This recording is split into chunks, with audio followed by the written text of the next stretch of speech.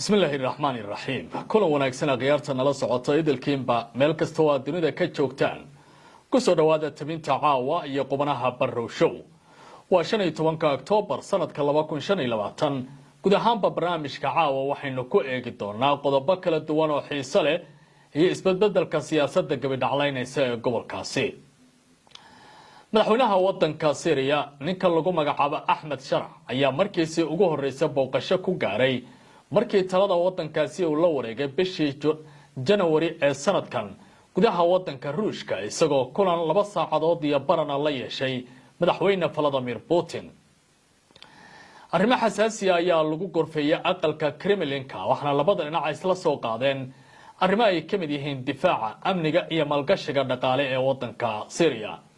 maxaa la iska yiri saldhigyada laadiqiya iyo darduus ku yaala oo ay kala isticmaalaan ciidamada cirka iyo kuwa badda ee wadanka Ruushka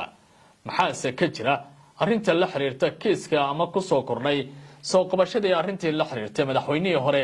Bashar al-Assad oo ahaa macaanka kaliya taliya ah oo wadankaasi la degay warbixin ayaan idinkaga hayaa arrintaasi kulamadaasi muhiimka ah waxyaabaha la isla lafaguray iyo waliba qodobada miiska la isla soo saaray intaba dawladda Mareykankana waxay muddo 24 saacadood ah fariimo isdiidan u dirtay dhinaca Hamas ciidamada wadanka Mareykanka ee gobolka Bariga Dhexe ayaa si weyn ugu hanjabay ciidamada hubaysan ee Falastiiniyiinta ah gaar ahaan kuwa ku sugan marinka Gaza waxana ay ugu baaqeen in si dhaqso leh ay ku dhigaan hubka laakiin Trump ayaa dhinaca kale bogaadin iyo amaan u jeediyay kooxdaasi oo qaaday tallaabooyin ay dadku dileen haddaba maxaa ka jira marinka maxay tahay fariimaha iskhilaafsan ee dawladda Mareykanku ay baahinayaan inta waxa raaci doona ra'iisul wasaaraha Israel Benjamin Netanyahu oo loogu hanjabay in la dili doono hasaatee ciidamada nidaamka ayaa qaaday tallaabooyin degdeg ah oo ay uga hortagayaan arrimaha soo cusboonaaday ee ku saabsan falkaasi ay sheegeen in uu nin ku kacay waxaan sidoo kale barnaamijka ku lafaguri doonaa muran soo kordhay oo u dhaxeeya Israel iyo dhinaca Hamas gaar ahaan marinka loo yaqaan Rafah oo ay ciidamada Israa'iiliyiintu diideen in la furo halka dhinaca masaaridan ay amro waaweyn soo saarayaan dhaqdhaqaaqa hubaysan ee Falastiiniyiinta ee Hamas loo yaqaano kadib markii ciidamo fara badan ay kooxdu soo dhoobtay wadooyinka marinka iyo waliba tallaabooyin ay qaadeen oo dad lagu dilay taliyaha ugu sarreeya ciidamada Mareykanka ee gobolka Bariga Dhexe ayaa ku tilmaamay dhaqdhaqaaqa Falastiiniyiintu inay sameynayaan wax aan la aqbali karin waxa uu soo jeediyay in iyaga oo tixgelinaya heshiiskii nabadda ee Sharm el-Sheikh ay hubka dhigaan haddii kale ay la kulmi doonaan tallaabo adag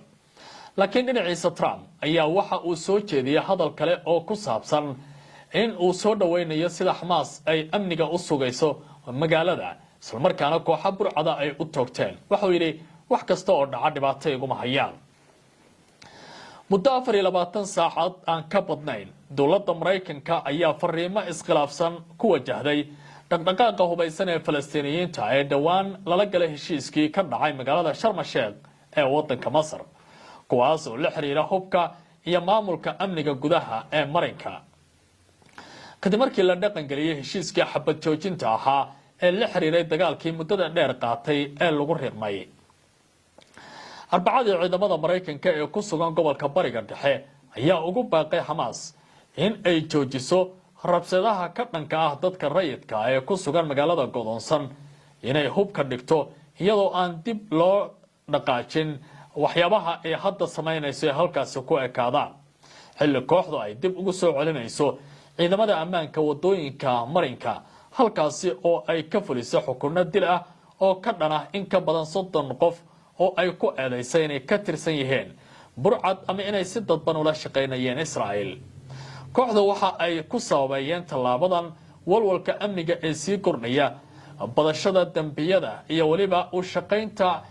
nidaam gumaysi in ay dadkaasi ka dambeeyeen waxa sidoo kale ay jidgooyooyin u dhigteen baa layiri qaxooti Falastiiniyiin oo damacsanaa inay dib ugu laabtaan magaalada la burburiyay ila ku sugan ila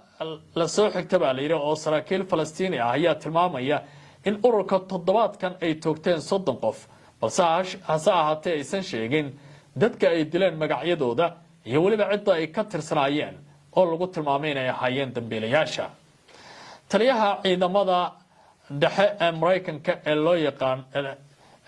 bariga dhexe aan idhaahdee Admiral Bob Cooper ayaa bayaan u soo saaray waxa uu ku yidhi waxaan ugu baaqaynaa Xamaas inay si degdeg ah u joojiso rabshadaha iyo weerarada ka dhanka ah dadka rayidka ah ee Falastiiniyiinta ah. Admiral Cooper ayaa sidoo kale ugu yeeray baa la yidhi Xamaas in ay si buuxda u raacdo qorshaha dowladda Mareykanku ay soo bandhigtay ee la doonayo in lagu xaqiijiyo nabadgelyada iyo waliba heshiiska inuu noqdo mid dhaqangal ah. waxaan walaacaasi la wadaagnay dhexdhexaadayaasha kuwaasi oo ogolaaday in ay nala shaqeeyaan si loo hubiyo nabadda iyo badbaadada dadka rayidka ee ku sugan magaalada aynu hadda raadinayno geedigeeda nabadda, ayuu Cooper ku yidhi war-saxaafadeedka. si kastaba ahaatee hadalladaasi ayaa yimid kadib markii madaxweyne Trump uu si dadban u muujiyey in dhaqdhaqaaqa Xamaas ay si ku meel gaar ah loogu ogolaaday in ay maamulaan isla markaana amniga ay sugaan magaalada Gaza. Trump oo toddobaadkan la hadlay saxaafadda ayaa sheegay in kooxdu ay dishay xubno burcad ah, isagoo sii hadlaya waxa uu yidhi taasi anigu wax dhibaato ah iguma hayn. qorshaha Trump ee Gaza ayaa waxa uu dhigayay in kooxda laga saaro maamulka iyo hubka ay gacanta ku hayaan magaalada Gaza, in Falastiiniyiin la xulay iyo kormeerayaal caalami ah ay magaaladaasi si weyn u maamulaan, iyo in loo diro ciidamo caalami ah oo ka shaqayn doona xasiloonida iyo nabadda magaaladaasi. waxaana sidoo kale la filayaa in Mareykanka iyo Israa'iil uu geeyo askar aad u fara badan kuwaasi oo taageeraya xiisaha nabadda iyo xasiloonida amniga ee gobolkaasi. hase ahaatee saacadihii lasoo dhaafay arrintan ayaa noqotay mid si weyn ay warbaahinta u hadalhayeen marka la fiiriyo tallaabooyinka weyn ee soo kordhay. dalka Ruushkana maanta waxaa ka dhacay kulan weyn oo xasaasi ah oo warbaahinta adduunku ay si weyn u faaqidayeen. madaxweyne Axmed Sharax ayaa aqalka Kremlinka kula kulmay madaxweynaha waddankaasi Vladimir Putin oo ah nin ay muddo is-ugaarsanayeen. 2 saacadood iyo bar ayaa wada hadal jilibka la isku aastay oo halkaasi ka dhacay. dhinacyadu waxay isla faaqideen waxa laga yeelayo arrimaha la xiriira ciidamada Ruushka ee ku sugan saldhigyada Laadiqiya iyo Darduus, halkaas oo ay kaga howlgalaan hanaan ciidamada cirka ah iyo kuwa badda. tallaabadan ayaa noqotay mid si weyn hadda indhaha loogu hayay. Axmed Sharax ayaa intii uu ku sugnaa qaybo ka mid ah waddanka Syria waxaa si weyn u beegsan jiray ciidamada waddanka Ruushka. hase ahaatee labadii shalay cadow ahaan isku ugaarsanayay maanta waa saaxiibo miiska diblomaasiyadda ku wada hadlaya iyadoo wadamo kala duwan kala hogaaminaya. sida uu qoray telefishinka RT qaybta afka carabiga wax ku qorta ee dalka Ruushka laga leeyahay ayaa lagu yiri ra'iisul wasaare ku-xigeenka Ruushka Alexander Novak ayaa shaaca ka qaaday faahfaahinta kulan ballaaran oo maanta ka dhacay qasriga Kremlinka kaas oo dhexmaray madaxweynaha dalka Ruushka Vladimir Putin iyo hogaamiyaha kumeel gaarka ah ee Syria Axmed Sharax. kulankaas ayaa dhacay ama socday in ka badan 2 saacadood iyo badh, waxaana lagu korfeeyay ama inta badan diiradda lagu saaray militariga, arrimaha bini'aadanimada, tamarta, gaadiidka, caafimaadka iyo dalxiiska sida wararku ay sheegayaan. Novak ayaa Suuriya u ballan qaaday in ay u baahan tahay dib u dhis ballaaran halkaas oo shirkadaha kala duwan ee Ruushku ay ka shaqayn doonaan. waxaan leenahay faham wada jir ah in Syria maanta u baahan tahay geedi socod dib u dhis dhammaystiran ah. kaabayaasha dalkana si weyn ay u burbureen, gaar ahaan kuwa tamarta, tareenada, gaadiidka iyo shidaalka. Ruushkuna waxa ay xiiseynayaan inay ka qayb galaan dib u dhiska nidaamkan, ayuu Novak u sheegay telefishinka RT. wuxuu intaasi ku daray in labada dal ay si faahfaahsan uga wada hadli doonaan mashaariicda dib u dhiska, isagoo xusay in Moscow ay diyaar u tahay inay si buuxda uga qayb qaadato dhismaha waddanka Syria. Novak waxa uu sidoo kale qeexay in wada hadalladu ay taabteen saldhigyada dhinaca dhaqanka, caafimaadka iyo dalxiiska, halka dhinaca Syriana ay muujiyeen xiise ku saabsan helitaanka qamadi iyo daawooyinka dowladda Ruushku ay farsameeyaan. sidoo kale waxaa la isla soo qaaday in labada dal ay ku heshiiyaan in ay sameeyaan guddi wada jir ah oo ka shaqeeya xiriirka wadamada Ruushka iyo sidoo kale waddanka Syria. arrinta xiisaha lahayd waxay tahay uu telefishinka RT ee dalka Ruushka uu ka waramay kulanka laba geesoodka ah ee dhaxmaray Axmed Sharac iyo sidoo kale Vladimir Putin. labada nin ayaa ahaa kuwa si weyn isku ugaarsanaya xilligii Ruushka uu garab siinayay dawladii Bashar al-Assad uu hogaaminayay oo ahaa kaligii taliye macangaga oo si weyn u dhibaateynaya shacabkiisa. isla markaana muddo 52 sanadooda isaga iyo aabihii ay wada joogeen talada wadankaasi, laakiin hadda waxa uu ku nool yahay gudaha wadanka Ruushka isagoo magangeliye ah. xukuumadda Dimashq ayaa aad u naawleysay in kulamadaasi ay qayb ka noqdaan in lagu soo daro miiska wada xaajoodka in Bashar al-Assad loo celiyo gudaha wadanka Syria si halkaasi cadaalad iyo maxkamad uu uga wajaho. hasaatee telefishinka RT waxa uu leeyahay kulanka labada hogaamiye ayaa ku bilowday qayb xiran oo gaar ah iyagoo ay ka qayb galeen tiro kooban oo mas'uuliyiin ah. madaxweyne Putin ayaa sheegay in xiriirka Ruushka iyo Syria uu mar walba ahaa saaxiibtinimo iyo mid taariikh ballaaran ku dhisan, waxna uu carabka ku adkeeyay in labada dal ay wadaagaan xiriir gaar ah oo soo jireen ah tan iyo waagii midowga Sofiyeetka, xilligaas oo aragtidii Warsaw dunida ay ku calan waleynaysay isla markaana ahayd quwad adag oo u dhigmaysay tan gaashaanbuurta NATO ee galbeedka u janjeerta. dhanka kale madaxweyne Axmed Sharac ayaa waxa uu xusay in Suuriya ay doonayso in ay dib u dejiso xiriirkeeda siyaasadeed iyo dhaqaale ee wadanka Ruushka. waxa uu xusay in mudnaanta koowaad la siinayo xasiloonida gudaha dalka iyo guud ahaanba gobolka, taas oo ka dhigan in Syria markaan ay doonayso damaanad qaad amni oo dhinaca Ruushka ka imaada haddii Israa'iil mar kale ay damacdo inay ku soo xadgudubto wadankaasi. kulanka labada dal ayaa markii dambe u gudbay mid casho ah oo ay isugu yimaadeen madaxda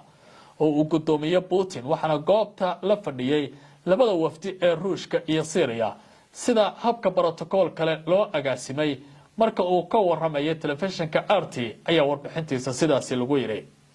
safarka madaxweyne Sharac ee Moscow ayaa ah kii ugu horeeyay tan iyo markii uu talada wadankaasi la wareegay bishii January ee sanadkan, waxaana ku wehlinaya wasiirkiisa amuraha dibadda Asad al-Shaybani iyo wasiirka difaaca ninka la yiraahdo Mahraf Abu Qasra iyo xogayaha guud ee madaxtooyada wadankaasi Syria ninka lagu magacaabo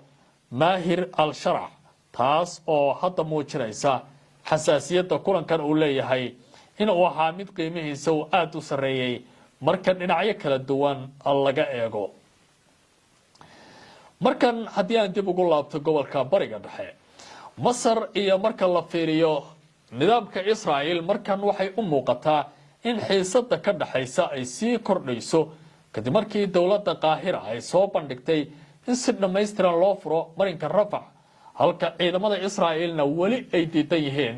in albaabada loo furo arrintan. saddex warbaahin oo kala duwan ayaa si gaar ah u falanqeynaya xiisadda. mid waa raadiyaha iyo telefishinka kan ee dawladda Israa'iil ay leedahay oo afka nidaamkaasi ku hadla, midna waa wargeyska madaxa bannaan ee Israa'iil ee The Haaretz lagu magacaabo, iyo sidoo kale wakaaladda wararka ee Reuters oo ila wareedyo kala duwan la hadashay. dawladda uu hogaamiyo madaxweynaha aan talada iyo taagta badan lahayn ee Falastiin, ninka lagu magacaabo Mahmoud Abbas Abu Mazen, ayaa qudhiisa codsanaya maamulka Rafah dhinaca Falastiiniyiinta in lagu wareejiyo. waxaana muuqanaysa nidaamka Israa'iil taas inay weli ka goos haystaan oo ay diidayaan. warbixin ka soo baxday saxaafadda Israa'iil ayaa Arbacadii maanta muujisay in khilaaf ballaaran uu ka jiro godoominta marinka Rafah, waxaana wadadaasi ay tahay tan ugu muhiimsan ee isku xirka marinka Gaza ee dalka Masar iyo dalka Masar. telefishinka kan ee Israa'iil ayaa sheegay in marinka Rafah uu furmi doono maalinta Khamiista, halka wargeyska The Haaretzna uu leeyahay waxaa lama qorsheynayo in la furo isla maalintaasi. hase haatee laba ilo wareed oo kala duwan ayaa la hadlay wakaaladda wararka ee afka dheer ee Reuters, waxaana hore u sheegtay in marinka Rafah uu Khamiista furmi doono si dad badan ay u gudbaan. ciidamo ka socda kormeerayaal caalami ah oo midowga Yurub matalaya ayaa la filayaa goobtan inay soo gaaraan. lama caddayn weli xeerka ama xiriirka iyo xaaladaha lagu dabaqi doono dadka doonaya in ay ku socdaalaan arrintaasi. maamulka Falastiiniyiinta qudhiisa waxa ay sheegeen inay diyaar u yihiin in ay halkaasi maamulaan. mas-uul ka tirsan dowladda uu hogaamiye Maxamuud Cabbaas Abu Maasin ayaa sheegtay in maamulka Falastiiniyiinta uu rajaynayo in door muhiim ah uu ka qaato maamulka Gaza, laakiin marka la eego qorshaha Trump ayaa guud ahaanba xadiday oo tilmaamaya in aan loo ogolaan doonin in ay qayb ka noqdaan PLO ama Fatah hogaaminta magaaladaasi.